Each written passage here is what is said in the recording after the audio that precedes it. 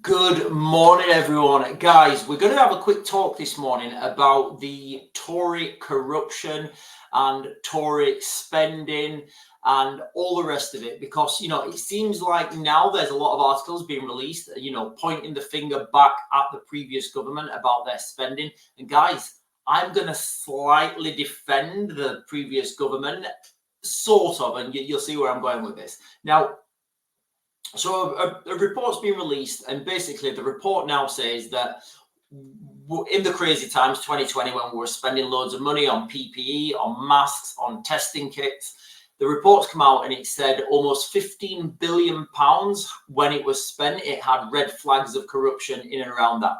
Now, before we go into the article, guys, I've been in those positions before myself when things are happening quickly.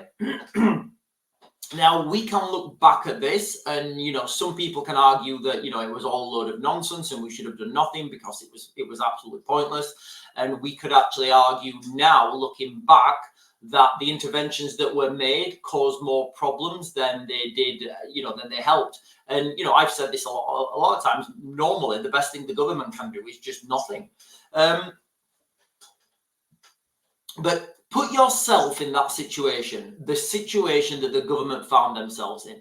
Now, they felt so we're talking about like Boris and Hancock and, all the rest, Rishi Sunak and all the rest of them that was in the, they were in the perceived seats of power. You had this, as they were being told, and I do think they believed it themselves because they were being given information and statistics from other people. Now, you can argue who those people were giving them statistics, who those people were giving them those recommendations. That's a different story. But put yourselves in that position now, like Boris, all right? Let's just go with Boris. Pretend right now that you are Boris. You're sat there, you're in the top seat. You can see this, this deadly virus that's coming in from Europe, and it's causing carnage and mayhem, and you're getting these wild scenes from China and Italy. You're like, right, this is going to be here soon. You know that you're going to need PPE, you're going to need masks, you're going to need ventilators, you're going to need testing kit. You don't have it. You don't have it right now. And what you don't have either is time, because this thing's moving forwards and it's moving quickly, and it's in the country, and there's one case, now there's 3 cases, now there's 9 cases, now there's 20 cases, 100, and you see where I'm going, guys. This thing's spreading exponentially now. Put yourself in that situation, that scenario. Are they really expected, the government, to put things out to tender? So are they expected then to go to their procurements department and say, right, procurements department, can you cost in this? Yes, okay. Bear in mind, these people are all trying to, self-isolate or whatever it is, and keep your 6 feet distance or whatever, whatever ridiculous things they had to do. Are we really expecting the government to do that? Then put a call out to tender for a month or 2 weeks at a minimum, get all the tenders in, review all the tenders, ask further questions on those tenders.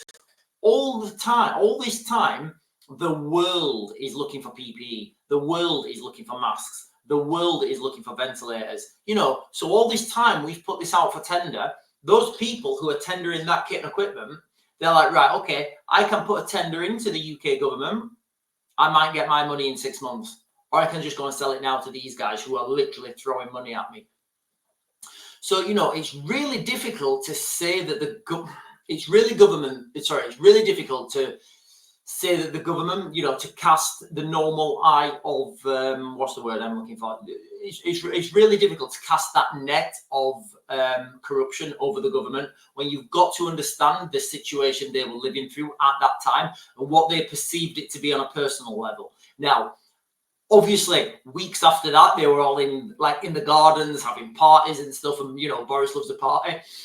So we all know that there was discrepancies there. But right there and then, when they were giving out these contracts and they were paying for kit and equipment, are they going to go and look for these people? So when you've got a friend, somebody who's got a connection to you, and you phone them up and you say, hey mate, John, can you still get PPE? And John says, yes, I can still get PPE, mate. I can get it made right now, and it's going to cost X, Y, and Z.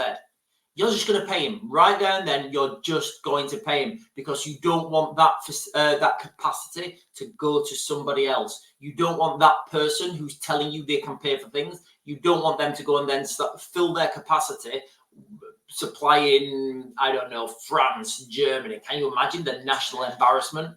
British companies supply French with PPE because government red tape slows us down. Can you see the headlines? So guys, before I just talk about this article quickly, I just wanted to cast that scenario. Now, I will be the first person, to throw criticism on the government. I mean, Boris loves a party. Matt Hancock snogging with that girl behind the, behind the thing. Can you remember when he was crying on TV? I mean, honestly, and clap for your carers. I mean, what was that all about? Clap for your carers, while they were doing TikTok dances in like hospitals. It was absolutely insane. I mean, I think most of the public, I mean, me and Sarah weren't, but we were saying, right, this is what we were saying in our house. We were saying, right, okay, we're all clapping for our carers. They're doing TikTok videos in the wards. So like the two scenarios of those TikTok dances where all the nurses are doing like little dances in their uniforms are, one, either the nurses are that, what's the word I'm looking for? Are that narcissistic that they're happy to do TikTok dances while in the next room people, there's death, mayhem, carnage, and biblical scenes, or the hospitals are that empty, there's no one in them, and they've got a load of free time. So either one, I said, I think we're being sold a lie here. Then we started to go around to the hospitals and actually have a look what was actually happening in the hospitals, and they were just empty. Anyway, guys, so let's get on to the article then, and we'll talk about the producer. Is he called the producer? The author, sorry, not the producer. So this guy here, guys, Daniel Boffey, he's done a few anti-conservative pieces. I'm going to say he's relatively objective, but if he's going to have a political slant, it's, he's slanting towards Labour. So Tory COVID contracts worth 15 billion had corruption red flags. Now, this article was out yesterday, guys, and I'm just wondering why the timing of this article's out now. I don't think anybody really cares. We know there were things mismanaged. I mean, that little app that we got, remember the little test and trace NHS app? I think that cost something like, I dread to think how much it cost, guys, but like it was something ridiculous. And I saw somebody do a comparison. We could have had a space project for what that app cost. And let's be realistic, who still uses that app? Findings by Transparency International UK point to more than coincidence or incompetence, says chief executive. So this is where I do really have problems, because if you're helping your mate out, which I'm going to assume a lot of these contracts were awarded to, then you should put in an order of magnitude more effort to make sure that contract goes through. If you're helping your friend out, if one of Boris's mates helps him with PPE, that friend should morally be obliged to produce above and beyond what they're expected, because that's how you should do things. If your mate's giving you a contract, you should dig out 150% to make sure that contract's fulfilled, it comes in on time and under budget. A landmark study has uncovered corruption red flags in government COVID contracts worth more than 15 billion, representing nearly 1 in every £3 awarded by the Conservative administration during the pandemic. I don't like how they use the word administration now. That's like an American thing.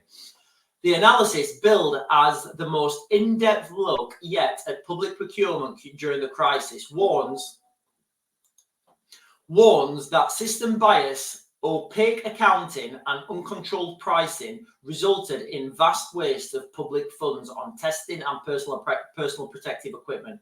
But remember, guys, remember the situation we were in. Remember, put yourselves back, because guys, I'll be the first one to say, when we got the first case in the UK, I was like, right, this is bad.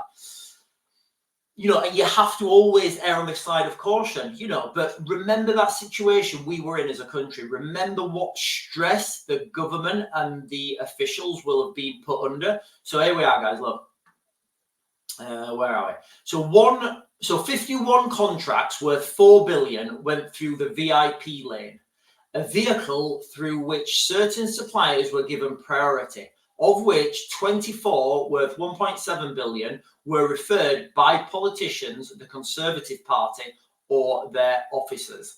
So, you know, again, this is where like it starts to become opaque, and you start to have this what's the word I'm looking for? You start to have that hang on.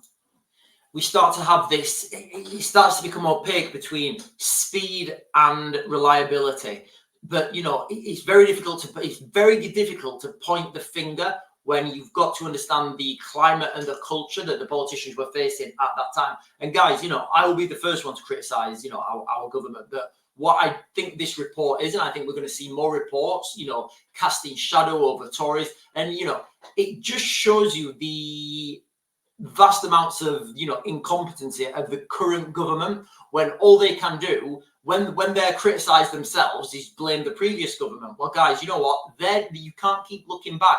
Our government, you know, what's his name? Keir Starmer, he can't keep looking back and blaming the Tories. What's he going to be doing? Blaming the Tories in 5 years' time? You know, still blaming Rishi Sunak when Rishi Sunak's left the country and he lives in, you know, somewhere else with his wife. You know, we need to look forwards. We need to stop looking what's happened. And we need to make sure these things don't happen again. Now, the problem is, if we have another pandemic, if we have another global catastrophe or whatever, you know, is the government going to say, right, okay, we can't have this same problem. So what we're going to do now, we're going to, for example, the Russians are invading, right? The Russians, imagine this scenario, right? The Russians have made it through to Poland. They've made it all the way up to France, and they're at the shores at France. You know, the government finally accept that, yeah, there is a little bit of a threat here. Now, the government think, right, okay, we need to produce lots of weapons and stuff in our country. Right, but they're literally sailing now. The Russians are sailing over the water. In fact, actually, no, let's go back. They're pushing through Europe, and every day they're taking another town, another city, and they're pushing through at ridiculous speed.